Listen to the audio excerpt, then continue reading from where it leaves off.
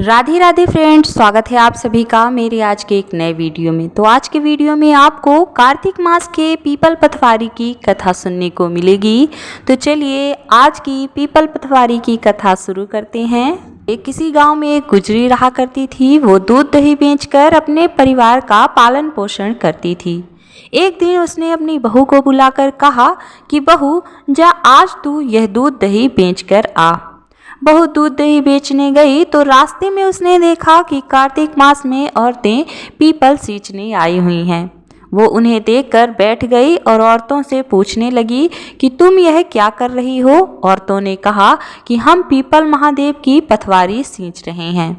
बहू ने फिर पूछा कि अच्छा, ऐसा करने से क्या होता है। तब औरतें ने बताया कि ऐसा करने से अन्न धन की प्राप्ति होती है। अगर किसी का पति वर्षों से बिछड़ा हुआ है तब वह उसे मिल जाता है।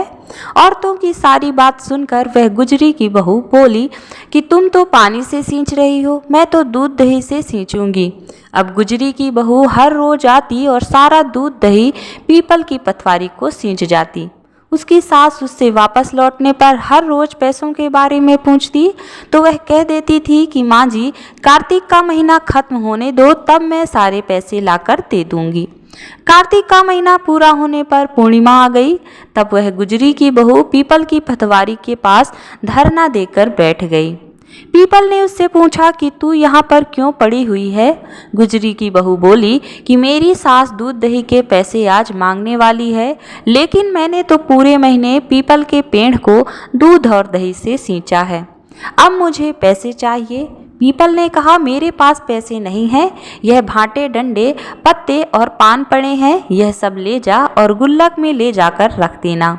बहू घर पहुंची। घर जाने पर सास ने पूछा कि बहू बता, पैसे लाई है।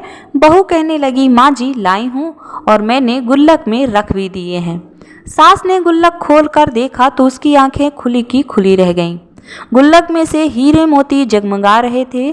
सारे सूखे पत्ते धन में बदल गए थे, जिन्हें देखकर सास कहने लगी, अरे बहू, इतना धन कहाँ से लाई है। बहू सीधी साधी थी। उसने अपनी सास को सारी बातें सच सच बता दी कि उसने तो दूध दही से पीपल की पथवारी सींच दी थी और पैसे मांगने पर पीपल ने पत्ते, डंडे और भांटे दे दिए थे और वह गुल्लक में रखने से हीरे मोती बन गए। अब बहू की बात सुनकर सास बोली कि बहू, तब तो मैं भी पीपल की पथवारी सींचने जाऊंगी। अब सास दूध दही तो बेच आती, उसके बाद दूध दही की हांडी धोकर पीपल की पथवारी में रख आती थी। घर आकर वह अपनी बहू से कहती कि बहू, चल तू मुझसे पैसे मांग। बहू कहती है कि माँ जी, कभी बहू भी सास से पैसे मांगती है क्या। फिर सास के बार बार कहने पर आखिरकार बहू ने सास को पैसे लाने के लिए कहा। तो वह अर्थात सास एक दिन पीपल के पास धरना देकर बैठ गई।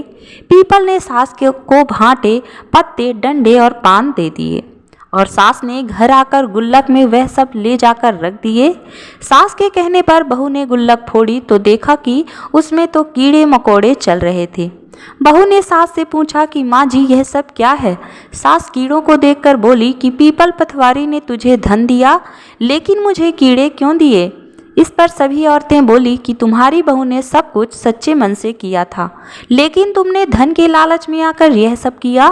इसलिए हाथ जोड़कर इस कथा के अंत में कहना चाहिए कि हे पथवारी माता, जैसा आपने बहू को दिया वैसा ही अपने भक्तों को देना। इस कथा को पढ़ने और सुनने वाले, हुंकारा भरने वाले सभी भक्तों को देना। तो ये थी कार्तिक मास के पीपल पथवारी की छोटी सी कथा। आपको कथा कैसी लगी कमेंट बॉक्स में हमें ज़रूर बताएं और इसी तरह के जानकारी से जुड़े वीडियो देखने के लिए चैनल को सब्सक्राइब करना ना भूलें।